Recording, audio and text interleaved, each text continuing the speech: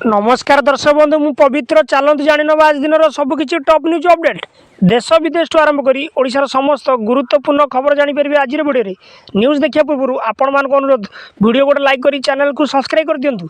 चलतु नजर पकेबा आज प्रथम खबर पर। आज प्रथम खबर सकाळु सकाळु वर्षा 24 घंटे आहरी घांटिब एसबू जिला को सतर्कवाणी। राज्य में बदली पाग राजधानी भुवनेश्वर समेत किछि स्थान में हालुका वर्षा होइछि। सकाळु सकाळु घड़घड़ी सह हालुका वर्षा होइतिबा जणा पड़िछि। पाणीपाग विभागर आकलन अनुसार 23 तारिख जाए रहिबो वर्षार प्रभाव। आज उत्तर ओडिशा और पश्चिम ओडिशार किछि जिल्ला रे हालुकारु मध्यम धरण वर्षा संभावना रहिछि। वज्रपात और झड़ तोफान नहीं 7 जिला को ऑरेंज वार्निंग जारी कराइछि।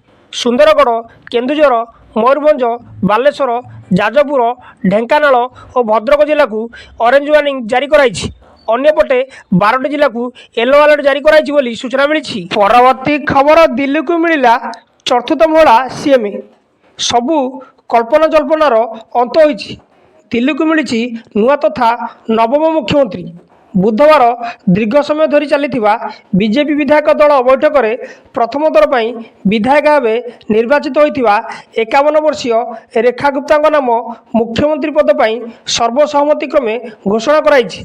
बीजेपी संसदीय बोर्ड पर्यवेक्षक रविशंकर प्रसाद और ओम प्रकाश धनकड़ सह अन्य विधायक माने सर्वसहमति क्रमे रेखा गुप्ता को विधायक दल नेता भाव मनोनीत करथिले बोली सूचना मिली। परवर्ती खबर प्रभु लिंगराज जागर एकाम्र मुतयन हे 35 प्लाटून पुलिस। जागर पाखे आसुछि। ए पवित्र पर सरिला लिंगराज महाप्रभु प्रस्तुति बैठक। कमिशनरेट पुलिस पक्षर डकाई समन्वय बैठक में समस्त विभाग अधिकारी उपस्थित थे। तेज ठीक समय किपर भाव दीप उठब समस्त नीतिकांत सुचारूप हो से नहीं सेवायत मानू यह बैठक में कहुई। राति 10टार महादीप उठा निष्पत्ति नहीं।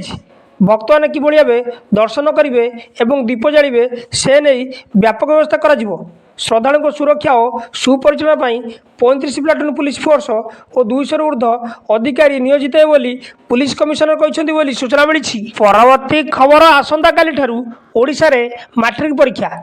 आसंता काली ठारू ओडिशा रे आरंभ होउची मैट्रिक परीक्षा। एथिपाई माध्यमिक शिक्षा परिषद पक्षर सबु प्रस्तुति सरी। ए परीक्षा मार्च 6 तारिख जाए चलो। सकाल 9टारू परीक्षा आरंभ हो दिन 11:30 सर।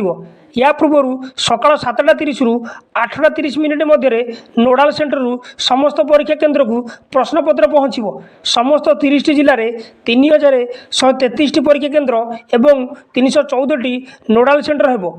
चलित वर्ष मोट 5,10,778 जन छात्र छात्री देवे मैट्रिक परीक्षा बोली सूचना मिली। परवर्ती खबर नेपाल प्रतिनिधि सह कथा मुख्यमंत्री।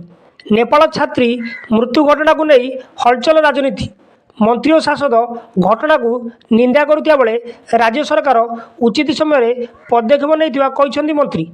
सेपटे ओडिशा गस्तर आसीथिबा नेपालर 2 प्रतिनिधि सह आज कथा होइछन्ती मुख्यमंत्री मोहन चरण माझी।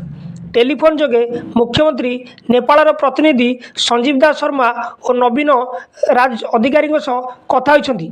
घर विश्वविद्यालय आत्महत्या करिथिबा नेपाली छात्री को न्याय प्रदान पर मुख्यमंत्री प्रतिश्रुति देइछन्ती बोली सूचना मिली। परवर्ती खबर कुंभमेला यात्री बस दुर्घटना। चलीगला 8 श्रद्धालु जीवन 40 आहत। उत्तर प्रदेश में कुंभमेला यात्री बस दुर्घटना खबर सामना को आसी। यह दुर्घटना 8 जन श्रद्धालु मृत्यु घटी। एसह 40 जन आहत। कुंभ जाऊा बेले ट्रक को पछपटू धक्का देला बस। सूचना अनुसार यह दुर्घटनाटी जौनपुर बदलापुर में घटी।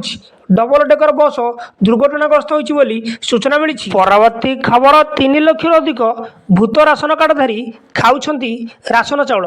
राज्य में 3 लाख अधिक भूत राशन कार्डधारी अच्छा।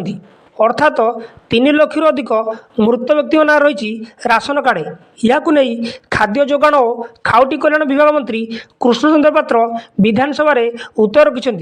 बीजेडी विधायक गणेश्वर बेहेरा प्रश्नर उत्तर में विभागीय मंत्री एभली उत्तर देते। राज्य में 3,28,932 मृत व्यक्ति नाम राशन चाउल निया बोली मंत्री सूचना देते खबर मिली। परवर्ती खबर अदिनिया वर्षा काल मंडी में भिजुची चाषीर गदा गदा धान बस्ता। ଅଦିନିଆ ବର୍ଷା ଯୋଗୁଁ ମଣ୍ଡିରେ ଭିଜିଲା ଅମଳ ଧାନ। କେନ୍ଦ୍ରାପଡ଼ାର ବିଭିନ୍ନ ଧାନ ମଣ୍ଡି ଓ ମିଲରେ ରହିଥିବା ଧାନ ଓଦା ହୋଇଛି।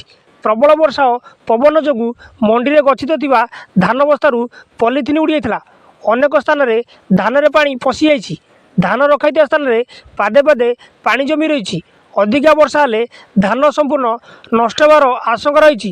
ସେହିପରି ଖୋର୍ଦ୍ଧାରେ ମଧ୍ୟ ବର୍ଷା ଯୋଗୁଁ ମଣ୍ଡିରେ ଥିବା ଧାନ ବସ୍ତା ଓଦା ହୋଇଛି, ଯାହାକୁ ନେଇ ଚାଷୀ ଚିନ୍ତାରେ ପଡ଼ିଛି ବୋଲି ସୂଚନା ମିଳିଛି। ପରବର୍ତ୍ତୀ ଖବର ଆରମ୍ଭରୁ ଅଚଳାବସ୍ଥା। ବିଧାନସଭା ଗୃହ ମୁଲତବୀ। ବିଧାନସଭାରେ ଅଚଳାବସ୍ଥା। ବିରୋଧୀଙ୍କ ହଟ୍ଟଗୋଳ ଯୋଗୁଁ ଚାଲିପାରିନଥିଲା ଗୃହ କାର୍ଯ୍ୟ।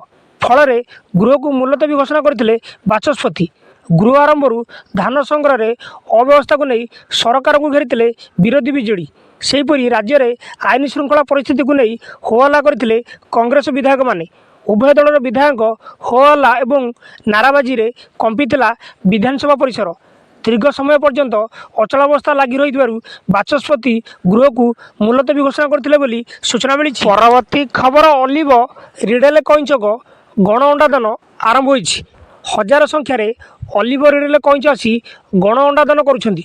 ଗଭୀର ସମୁଦ୍ରରୁ ବାହାରି ବିଳମ୍ବିତ ରାତିରେ କଇଁଚମାନେ ଋଷିକୂଲ୍ୟା ମୁହାଣରେ ପହଞ୍ଚି ଗଣ ଅଣ୍ଡାଦାନ କରିବା ପରେ ସୂର୍ଯ୍ୟ ଉଦୟ ହେବା ପରେ ପୁଣି ସମୁଦ୍ରକୁ ଚାଲିଯାଉଥିବା ଦେଖିବାକୁ ମିଳିଛି।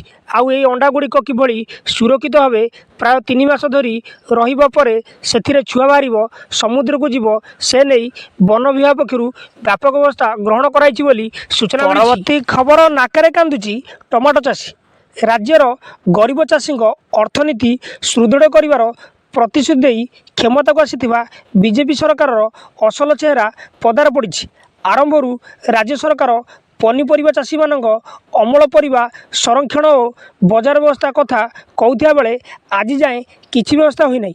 ଉପମୁଖ୍ୟମନ୍ତ୍ରୀ ଓ ସ୍ୱାସ୍ଥ୍ୟମନ୍ତ୍ରୀଙ୍କ ଜିଲ୍ଲାରେ ଚାଷୀ ଅଭୟ ବିକ୍ରିର ଶିକାର ହେବା ଏହାର ଜ୍ୱଳନ୍ତ ପ୍ରମାଣ ବୋଲି ଚାଷୀ ମହଲରେ ଅଭିଯୋଗ ହୋଇଛି। ବଲାଙ୍ଗୀରରେ ଏବେ ଟମାଟୋ ଚାଷୀ ନାକରେ କାନ୍ଦୁଛନ୍ତି। କେଜି ପ୍ରତି ଟମାଟୋ ଦର 1 ଟଙ୍କାକୁ ଖସିଥିବା ବେଳେ ବାଧ୍ୟ ହୋଇ ଚାଷୀ ଜମିରେ ଟମାଟୋ ପଚିବା ପାଇଁ ଛାଡ଼ି ଦେଉଥିବା ଦେଖିବାକୁ ମିଳିଛି। ଏପରିକି ଟମାଟୋ ଦରକୁ ଦେଖିଲେ ତୋଳିବାରେ ନିୟୋଜିତ ଶ୍ରମିକଙ୍କ ପାଉଣା ବି ସେଥିରୁ ବାହାରୁନାହିଁ ବୋଲି ସୂଚନା ମିଳିଛି। ନ୍ୟୁଜ୍ଟି ଏଇଠି ସମାପ୍ତ ହୋଇଛି। ନ୍ୟୁଜ୍ଟି ଭଲ ଲାଗିଥିଲେ ଆପଣମାନଙ୍କ ଅନୁରୋଧ ନିହାତି ଭାବେ ନ୍ୟୁଜ୍ ଗୋଟେ ଲାଇକ୍ କରି ଚ୍ୟାନେଲକୁ ସବସ୍କ୍ରାଇବ୍ କରିଦିଅନ୍ତୁ।